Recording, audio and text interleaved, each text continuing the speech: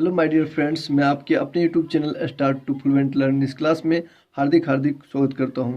दोस्त, आज का क्लास उन स्टूडेंट के लिए है जो क्लास 4 में पढ़ते हैं।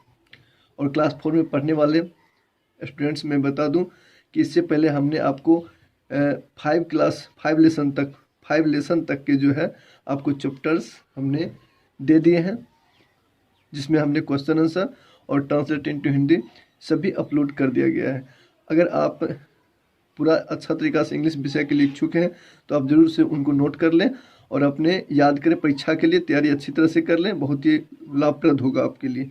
और ये जो है 6 लेसन आज जो हम लोग देखने वाले हैं वो है 6 लेसन।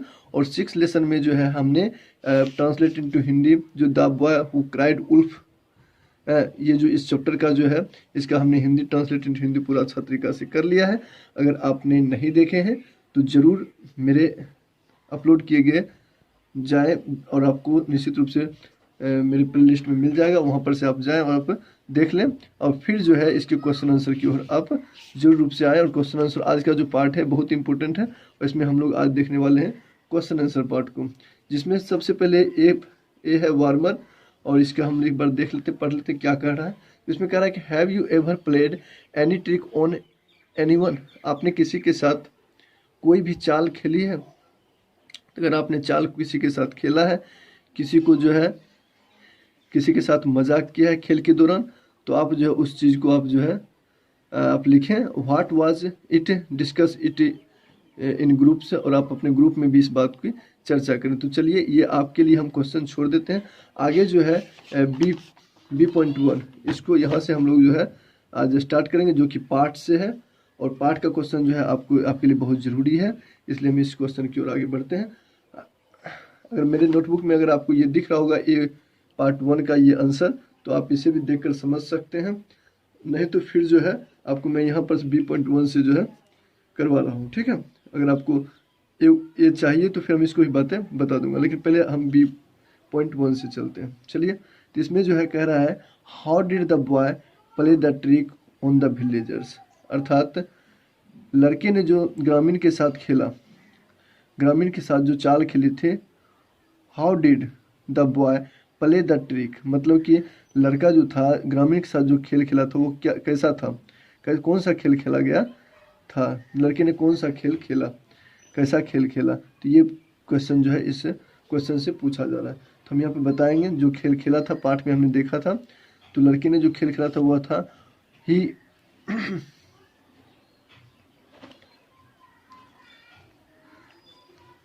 ठीक, तो लड़के ने खेल खेला था कि he cried wolf when the wolf was not around, अर्थात यहाँ पर हम बोलेंगे कि वह भेड़िया चिल्लाया था, लेकिन वहाँ पर कोई आसपास में जो है अराउंड उसके चारों ओर कोई भेड़ नहीं था। तो इस प्रकार का उसने चाल खेला था। तो इसको हम कह देना है और यहाँ पर नोट कर देना है, आपको नोट कर लेना है और इसको याद कर लेना है। तो इस प्रकार से जो है पहला का आंसर हो जाएगा। और B.1 में हम B नंबर में चले, तो B नंबर में कहा जा रहा है कि what did the boy do when the villagers came to him, what did the boy when the villagers came to him, अर्थात जब ग्रामीण लड़के के पास आया तो लड़का ने क्या किया। जब ग्रामीण जो कह रहा है व्हेन मतलब जब ग्रामीण लड़के के पास आया तो लड़का ने क्या किया। तो हमने देखा था पाठ में कि ही laughed at them saying I fooled you, अर्थात उसने कहा था कि वह उन पर हंसा। पहले तो क्या हुआ, वह उन पर हंसा और कहा आई फूल्ड यू, मैंने तुम्हें मूर्ख बनाया। तो इस प्रकार की बात जो है ये B नंबर में आपको लिख देना है और इसको आप नोट कर लेंगे। आगे है C नंबर में, C नंबर कहा जा रहा है, ये B.1 का C नंबर है what did villagers bring with them. आप जो इस पुस्तक को आप रखेंगे, ये जो है बुक आप अपने इससे क्वेश्चन मिलाते जाएंगे। हमने A और B और C नंबर पर भी हम हैं, तो यहाँ से हम आपको क्वेश्चन भी इसमें लिखा हुआ है, तो अच्छा बात है। What did villagers bring with them, अर्थात ग्रामीण जो है अपने साथ क्या लाए थे। तो ग्रामीण क्या लाए थे उनका यहाँ पर वर्णन कर देना है। They brought with them pitchforks, इसको पढ़ेंगे पिच फॉक्स एंड क्लब्स, अर्थात ग्रामीण ने अपने साथ में नुकीलादार छड़ी लाया था और गदा लाया था। तो इस प्रकार की बातें बता देंगे। वे अपने साथ पिच फॉक्स और क्लब्स लाया था, गदा लाया था, पिचफॉक्स मतलब होता है नुकीलादार छड़ी, ब्राउट मतलब लाना। तो इस प्रकार से आप इसको हिंदी भी समझ लेंगे और याद करने में आपको बहुत ही आसानी होगी। और डी नंबर में कहा जा रहा है what did the wolf do with the sheep. What did the wolf do with the sheep, अर्थात भेड़िया ने भेड़ के साथ क्या किया। जब भेड़िया आया तो भेड़ के साथ क्या किया, तो the wolf killed the sheep, अर्थात भेड़िया ने भेड़ को मारा, अर्थात मार दिया। इस प्रकार से जब आया था भेड़िया तो भेड़ को मार दिया। तो इस प्रकार से हम डी नंबर तक जो है B.1 का क्लियर कर लिए। और हम चलेंगे अब सी में। सी में कह रहा है कि लेट्स थिंक एंड राइट, अर्थात ये C.1 में ट्रू और फॉल्स पे बेस्ड आधारित क्वेश्चन है। तो इसको हम जो है यहाँ से हल करेंगे, ट्रू और फॉल्स जो कि पार्ट से ही है। तो यहाँ पर से हम पढ़ते जाएंगे और यहाँ पे कहते जाएंगे। बहुत ही सिंपल पार्ट है ये, तो आप देख लेंगे।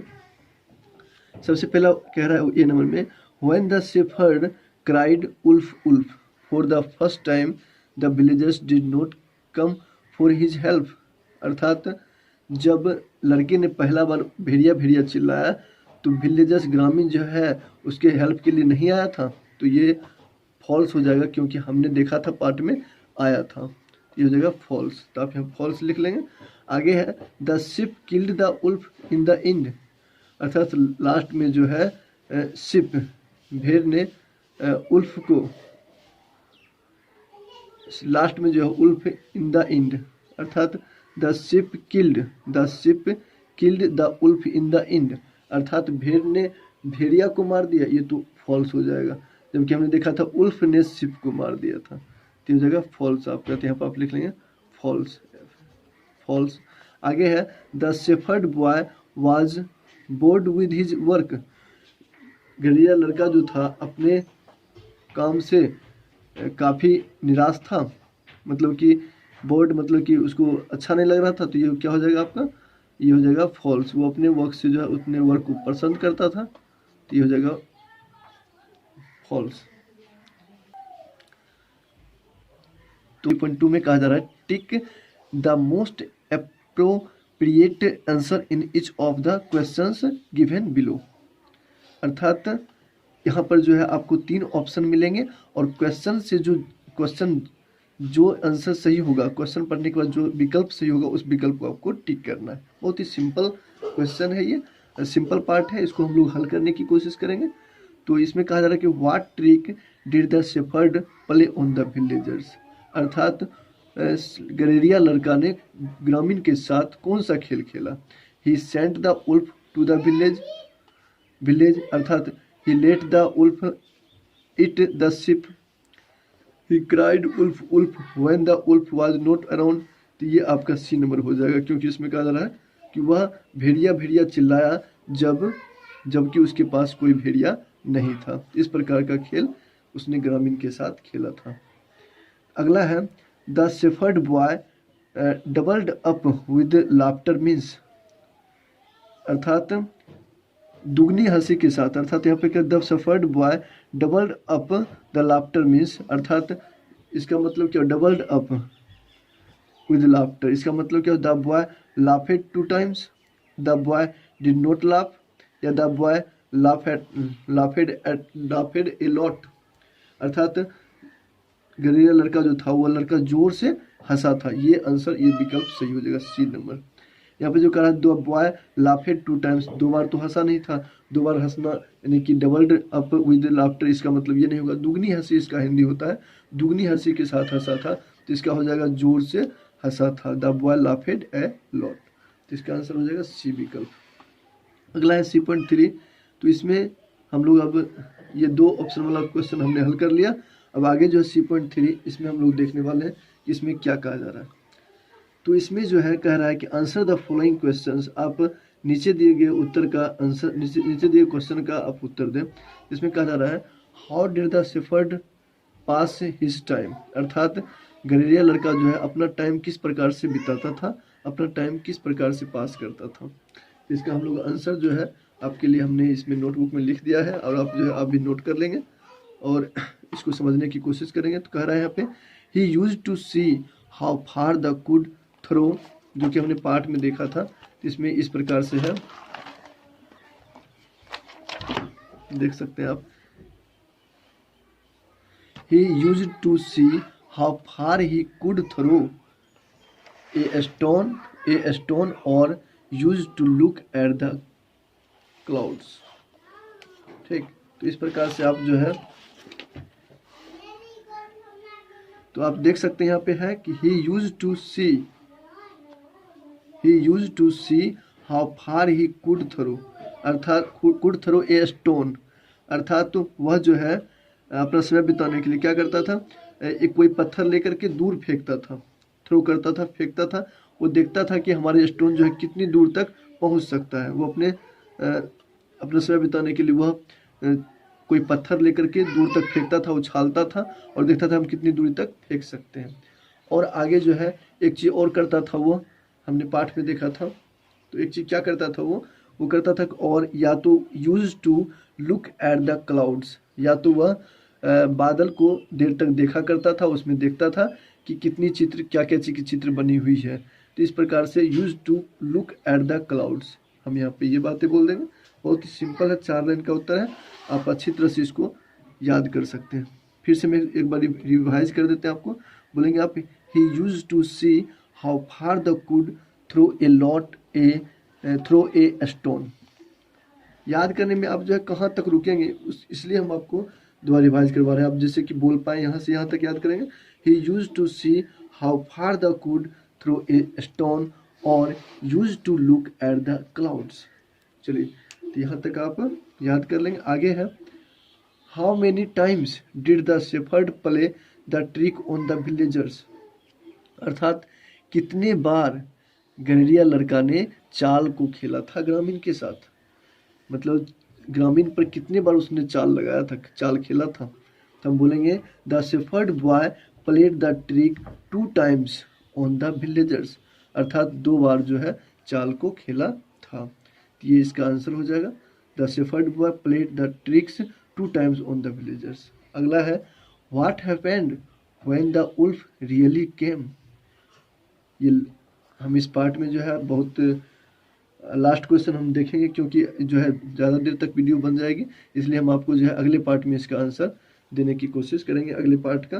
तो आप बने रहेंगे, और इस लेसन में जो है अगला पार्ट आपको जल्द अपलोड कर दी जाएगी। तो आप निश्चित रूप से इस पार्ट को देखने के बाद उस पार्ट को भी निश्चित रूप से देख लेंगे, तो पूरा आपका लेसन खत्म हो जाएगा।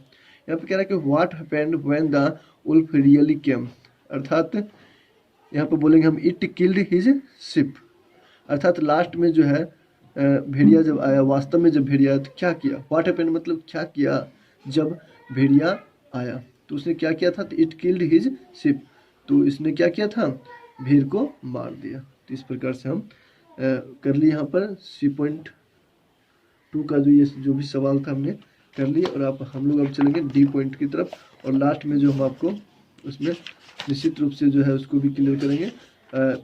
दूसरे पार्ट का वीडियो बना करके हम इस अध्याय को इन करने की कोशिश करेंगे। तो आप जरूर रूप से जो है उस पार्ट को जरूर देखेंगे। यहाँ से हम लोग चलने वाले हैं, C.3 तक क्लियर कर लिए हैं, और हम लोग जो है डी से जो है अगले पार्ट में देखने की कोशिश करें। ठीक है, चलिए दोस्त, यहीं पर अपनी वाणी को वाइंड अप करते हैं। So thank you very much, all the best, have a nice day.